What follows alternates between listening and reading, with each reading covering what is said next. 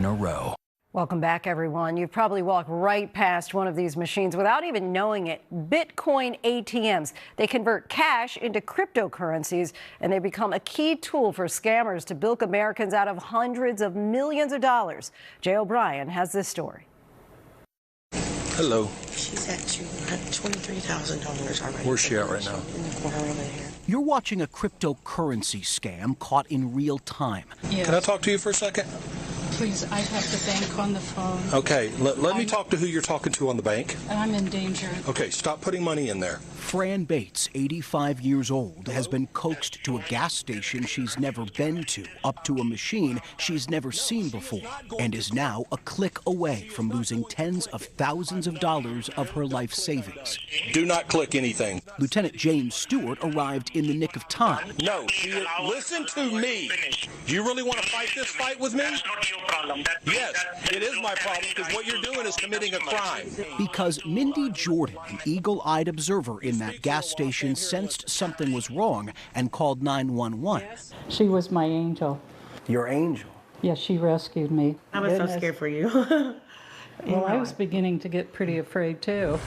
What was happening on your computer? Fran says she was convinced to click a link, and then the scammer then spoke to her through the speakers of her computer. And over the course of 2 days, persuaded Fran that her bank account had been infiltrated and she needed to withdraw all of her money to be deposited into something called a Bitcoin ATM. It's true. That's It seems exactly so what hard to believe. I know, and you think if you had to listen to it, you would wonder what's going on with that woman. Doesn't she realize what they're doing to her? No, you don't. But they've got you. Oh, they have you right where they want you. Thanks to this young lady, because of her knowledge, and I had never, what was the machine that I was? A Bitcoin machine. Bitcoin. Fran is just one of dozens of victims ABC News and our owned television stations have found who were lured by scammers to deposit money into a Bitcoin ATM, a machine you may have walked by but never noticed, popular in gas stations, supermarkets, and liquor stores. They just kept reeling you in more and more. You had no idea that this was a scam. He walked me through everything on the Bitcoin machine.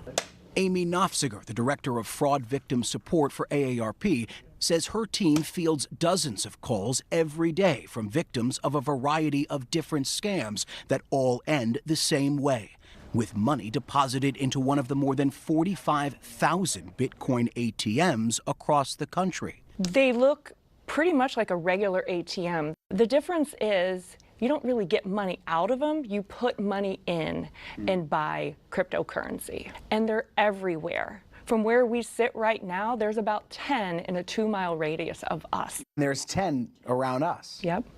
Just last year, data from the FBI shows Americans collectively lost nearly $250 million to scams using Bitcoin ATMs, more than doubling the total from the previous year. And fraudsters often believe the machine's digital transactions keep them anonymous and are untraceable, but not for Adam Zarazinski. You can trace the untraceable. Yes, yeah, it is not untraceable. It is very traceable. Zarazinski runs a cryptocurrency forensics firm called Inca Digital, working with law enforcement to track the funds scammers steal. He showed us how they do it. So within a certain period of time, a couple hours, maybe a day, maybe longer, $20,000 of scam money just went through this one ATM? Yes, these ATMs overwhelmingly serve scammers. Overwhelmingly? Yes, these are all transnational criminal groups. Yeah, these are not one-off guys in grandma's basement. These are compounds typically. This is a business. This is a business. Zarazinski explains those sophisticated scams that start with things like persistent text messages from unknown numbers increasingly now end up with an unsuspecting victim depositing cash into a Bitcoin ATM. So the texts I'm getting on my phone, they are from large criminal groups? Yes. That's who's trying to scam me? That is who's doing it. And lawmakers have taken notice.